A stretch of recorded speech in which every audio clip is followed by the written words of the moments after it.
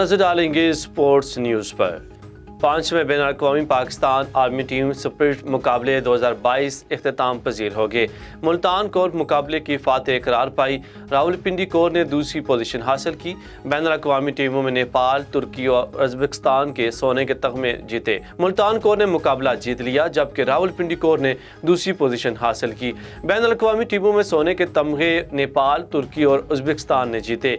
चांदी के तमगे कीनिया, मराकश और श्रीलंका ने जीते, जबकि उर्दन और सऊदी अरब की टीमों ने कांसी के तमगे जीते।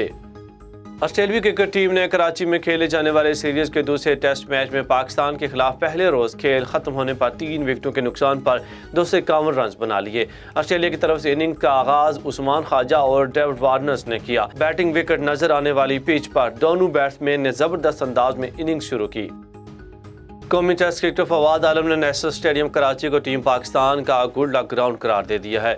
एक बयान में फवाद आलम ने कहा कि पाकिस्तान टीम नेशनल स्टेडियम पर सिर्फ 2 टेस्ट मैचेस ही अब तक हारी है। उन्होंने कहा कि कौमी टीम के कई नामवर खिलाड़ी इस ग्राउंड में खेल चुके हैं। फवाद आलम ने मजीद कहा कि अपने शहर में मुल्क की नुमाइंदगी करना एक एजाज की बात है।